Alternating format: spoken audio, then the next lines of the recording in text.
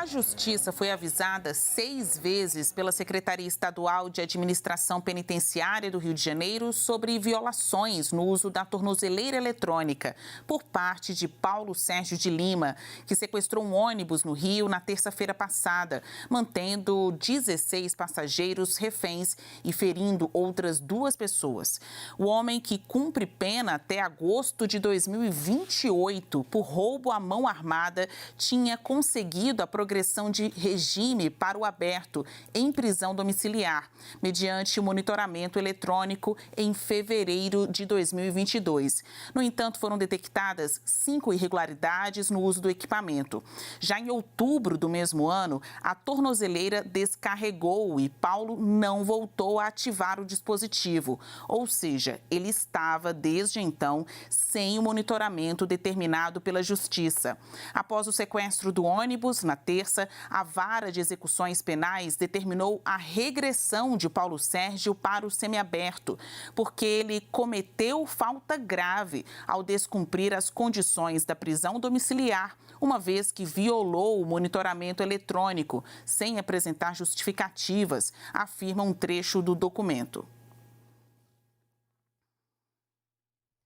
Esse caso repercutiu muito, né? Virou notícia não só no dia, de fato, mas tudo o que a gente ficou sabendo depois das razões que levaram a esse sequestro, o homem que já tinha sido condenado, enfim, ele estava fugindo da Rocinha em direção a Minas Gerais e até ali a explicação que ele deu à polícia foi a de ter confundido as pessoas, os usuários do ônibus, com policiais. Ele achava que ia ser preso.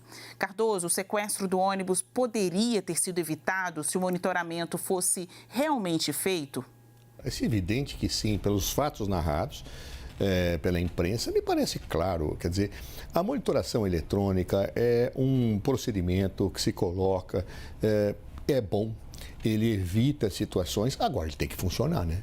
Quer dizer, não é possível o Poder Judiciário ser avisado 6 vezes, já ter dado problema em outubro, não recarregou e as coisas não foram vistas. Ou seja, isso é absolutamente inaceitável.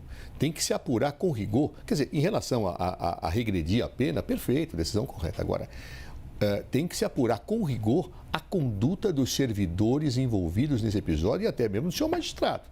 De quem foi a culpa? Por que não agiu? Como é que recebe 6 vezes um alerta e não faz absolutamente nada? Que história é essa? Isso é descabido. Ou seja, regredir a pena, claro, tem que regredir o regime da pena, sem sombra de dúvida. Agora, há que se apurar os responsáveis por essa monitoração eletrônica, né? Eu acho que aí o Conselho Nacional de Justiça, a partir das matérias que vieram a público, tem o dever de instaurar um procedimento e fazer uma apuração rigorosa.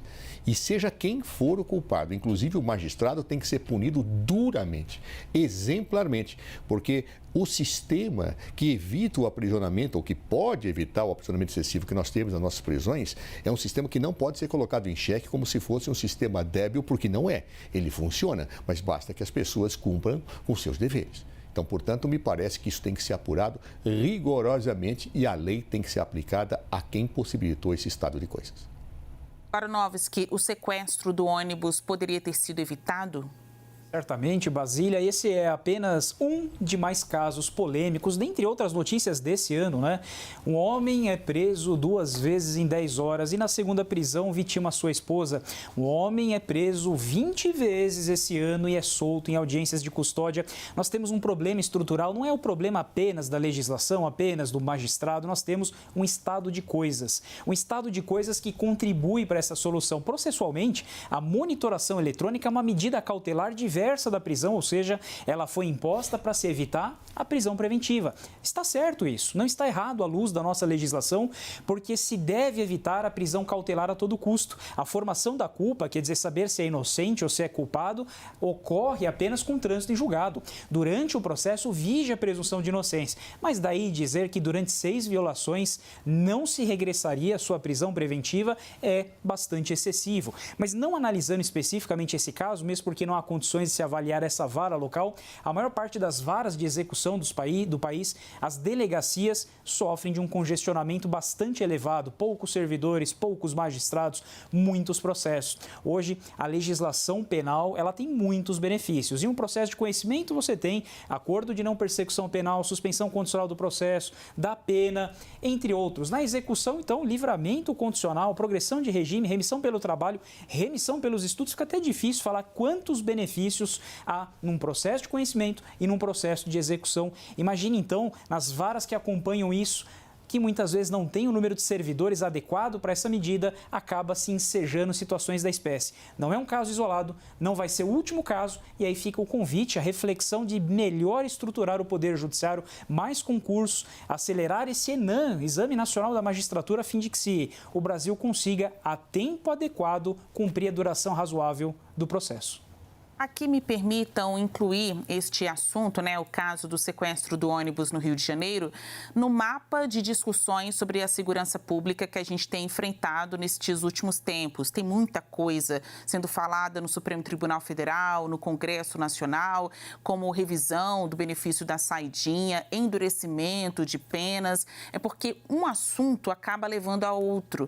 Quando as pessoas estão no ônibus ou numa mesa de bar conversando com a família, diz, está vendo? Olha, isso aí aconteceu na rodoviária do Rio. Já imaginou se fosse saidinha? Já imaginou se a pena não fosse mais grave? Eu queria que os senhores aí, cada um com o seu olhar, dos dois lados, fizesse um alinhamento.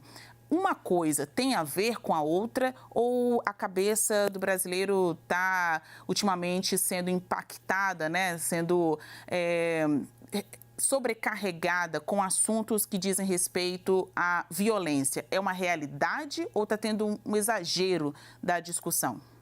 Cardoso. Olha, Basília, eu não acho que há um exagero da discussão. O problema é o caráter raso da discussão. A discussão ela não é feita dentro de padrões de estudo e reflexão sobre a melhor medida para combater a violência, como também ela é fruto e muito envolvida por aquilo que eu chamo, e não sou só eu que chamo, muitas pessoas chamam de populismo penal.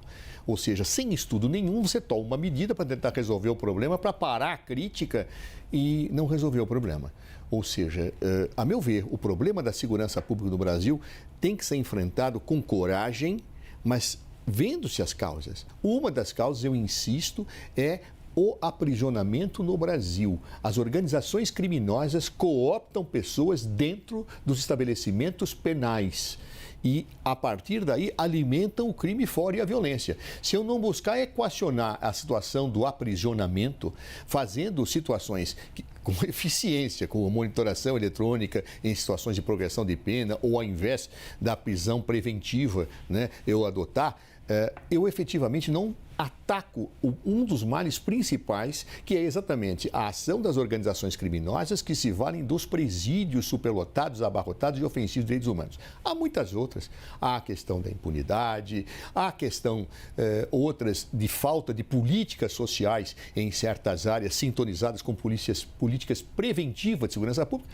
Eu poderia falar aqui horas, o tempo não me permite. Agora, infelizmente, a discussão ela é marcada por um senso raso de discussão dentro do senso comum e sem estudos sérios a respeito. Baranovski, no mesmo sentido, quando um caso emblemático como este acontece, vem um medo forte nos brasileiros de, porventura, viver uma situação como essa. As pessoas naturalmente pensam, já imaginou se eu estivesse dentro daquele ônibus, em tempos aí de discussão sobre revisão da saidinha, endurecimento das penas, o senhor acha que uma coisa tem a ver com a outra? Veja, esse caso não tem relação alguma com saidinha. Na verdade, ele já estava monitorado pela monitoração eletrônica, popularmente conhecida como tornozeleira eletrônica, e descumpriu essa medida cautelar. Veja, é uma medida que ocorre dentro do processo e não na fase de execução. Mas, bem como coloca o professor José Eduardo Cardoso, é um estado de coisas. Não é apenas apontar que o problema é este ou aquele, a solução é apenas prender ou soltar. Na verdade, é um problema estrutural que apenas por medidas plurais, envolvendo mais de um órgão judiciário, executivo, executivo, legislativo, é que se encontrará a solução a problemas econômicos, sociais, mas também há problemas na legislação. Em 84, quando se faz a reforma penal, a lei de execução penal, ela traz bastantes benefícios e um deles é a saída temporária. Eu sei que é um ponto bastante polêmico, apaixonado, que envolve ideologias, mas de fato a nossa legislação ela acarreta bastantes benefícios. E o custo do crime no Brasil é menos elevado do que nos países comparados, direito europeu, direito norte-americano. Você tem livramento condicional, saída temporária, você tem também a remissão pelo trabalho, a remissão pela pena, mais 1/3 se conclui o curso. Quando se soma e se coloca isso, mesmo em crimes mais graves, se não for reincidente, se cumpre a pena em um pouco custo de tempo. Hoje o tráfico de drogas movimenta muito dinheiro, é a atividade mais lucrativa do mundo e aí se coloca nesse custo do crime. Valeu a pena? Valeu, porque o tempo de prisão ficou muito aquém para aquela solução, para a resposta, para o caráter não só expiatório de punição da pena, mas sobretudo para o caráter preventivo. Não farei isso porque sei que terei um custo alto. É isso. E o grande debate termina aqui. Obrigada, Baronovski, obrigada, Cardoso. Foi ótimo passar essa semana aqui com vocês. Lembramos que as opiniões que foram emitidas aqui não refletem necessariamente a posição da CNN Brasil.